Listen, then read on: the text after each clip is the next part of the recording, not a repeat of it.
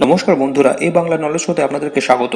বন্ধুরা, ইরান এবং ইসরায়েলের মধ্যে সংঘাত ভয়ঙ্কর পর্যায়ে পৌঁছে গেছে এবং ইরানের দূতাবাসে ইসরায়েলের এয়ার স্ট্রাইককে কেন্দ্র করে পরিস্থিতি এতটাই উত্তপ্ত হয়ে উঠেছে যে ইরান এই হামলার বদলা নেওয়ার হুমকি দিয়েছিল, আর সেই বদলা ইরান নিয়েই নিল।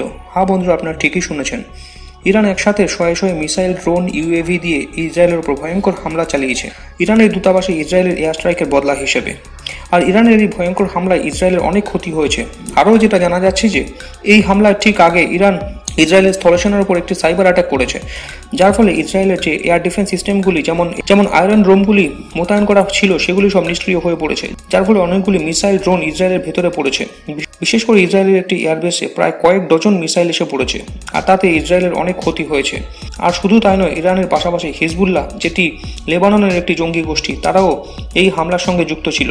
অপরদিকে ইয়েমেনের হুতি বিদ্রোহীরাও ড্রোনের সাহায্যে ব্যাপক হামলা চালিয়েছে।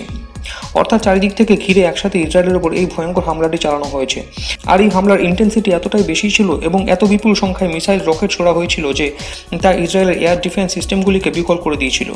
কারণ এয়ার ডিফেন্স সিস্টেমগুলির একটি নির্দিষ্ট সংখ্যক মিসাইলকে আটকানোর ক্যাপাসিটি রয়েছে, কিন্তু ইরান, হিজবুল্লাহ এবং হুতি বিদ্রোহীরা একসঙ্গে মিলে এত সংখ্যক মিসাইল, ড্রোন, রকেট দিয়ে হামলা করেছে যে তা ওই এয়ার ডিফেন্স সিস্টেমগুলি আটকাতে পারছিল না। সেই জন্য ইসরায়েলের কাছে সাইপ্রাসের ব্রিটেনের একটি শক্তিশালী এয়ারবেস রয়েছে, সেখান থেকে অনেক ফাইটার জেট পাঠানো হয় ইসরায়েলকে সাহায্য করার জন্য, যার ফলে অনেক মিসাইলকে আকাশে ধ্বংস করে দেওয়া সম্ভব হয়। ফলে এত বিপুল সংখ্যক মিসাইল দিয়ে এই ভয়ঙ্কর হামলা চালানো সত্ত্বেও ইসরায়েলের খুব একটা ক্ষতি হয়নি। আর মিলিটারি পয়েন্ট অফ ভিউ থেকে দেখতে গেলে ইরানের এই হামলা সাকসেসফুল ছিল না, অর্থাৎ যে উদ্দেশ্যে এই হামলা করা হয়েছিল তা ফেল হয়েছে। কিন্তু এক্ষেত্রে ইরান যেভাবে বদলা নেওয়ার জন্য ইসরায়েলের ওপর হামলা হুঁশিয়ারি দিয়েছিল তা তারা করে দেখিয়েছে। অর্থাৎ ইরানের দূতাবাসে ইসরায়েলের হামলার পর ইরান যেভাবে ঘোষণা করেছিল যে তারা ইসরায়েলের ওপর পাল্টা হামলা চালাবে, আর তা আগের থেকে বলে ইসরায়েলের মতো একটি দেশের ওপর হামলা চালানো একটি বিরাট বড় ব্যাপার। কিন্তু ইরান এটি খুব ভালো করে জানে যে ইসরায়েলও ইরানের এই হামলার বদলা অবশ্যই নেবে।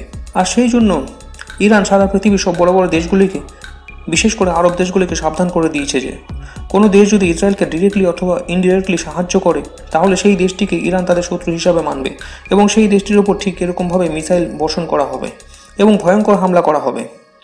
এক্ষেত্রে ইরান আরব দেশগুলিকে কেন হুমকি দিচ্ছে?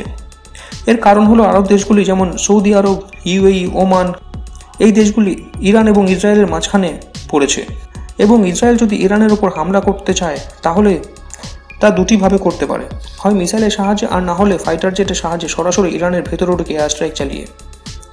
আর ফাইটার জেটের সাহায্যে এয়ার স্ট্রাইক করার ক্ষেত্রে আরব দেশগুলির ওপর দিয়ে যাওয়ার সময় তাদের অনুমতি প্রয়োজন পড়বে, যাতে ফাইটার জেটের সাহায্যে আরব দেশগুলির ওপর দিয়ে উড়ে গিয়ে ইরানের ভেতরে এয়ার স্ট্রাইক চালিয়ে আবার ফিরে আসা যায়।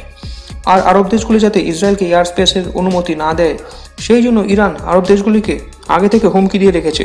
আর এই হুমকির ফলে কিছু কিছু আরব দেশ যেমন কাতার এবং কুয়েত সরাসরি বলে দিয়েছে যে ইসরায়েল যদি বদলা নেওয়ার জন্য ইরানের উপর ফাইটার জেটের সাহায্যে এয়ার স্ট্রাইক করতে চায় তাহলে যেন কাতার এবং কুয়েতের এয়ার স্পেস ব্যবহার না করা হয়। কিন্তু এখানে কোনো যেমন তেমন দেশের কথা বলা হচ্ছে না, এটি হলো ইসরায়েল। এই দেশটি যদি কোনো দেশের ওপর হামলা চালাবে বলে ঠিক করে নেয় তাহলে পৃথিবীর কোনো দেশের ক্ষমতা নেই যে ইসরায়েলকে আটকায়। এমনকি আমেরিকাও গত 24 ঘন্টায় ইসরায়েলকে বোঝানোর চেষ্টা করছে যে ইসরায়েল যাতে এই মুহূর্তে ইরানের উপর হামলা চালানোর পরিকল্পনা ত্যাগ করে, যাতে একটি বড়সড় যুদ্ধ এড়ানো যায়। কিন্তু ইসরায়েলের ওয়ার ক্যাবিনেট ইরানের ওপর হামলার অ্যাপ্রুভাল করে দিয়েছে এবং যে কোনো মূল্যে তারা ইরানের ওপর হামলা নিয়েই ছাড়বে। আর এক্ষেত্রে কোনো দেশের এয়ার স্পেসের রেস্ট্রিকশন বা অন্য কোনো ফ্যাক্টর ইসরায়েলকে আটকাতে পারবে না। অর্থাৎ সেদিক থেকে দেখতে গেলে পরিস্থিতি ধীরে ধীরে তৃতীয় বিশ্বযুদ্ধের দিকে এগোচ্ছে। আর এই বিষয়ে নেক্সট বড় কোনো আপডেট আসলে আমি আপনাদেরকে জানাবো। তো বন্ধুরা, এই বিষয়ে আপনাদের কি মতামত তা কমেন্ট করে জানান এবং ভিডিওটি ভালো লাগলে লাইক করে চ্যানেলটিকে সাবস্ক্রাইব করুন। ধন্যবাদ।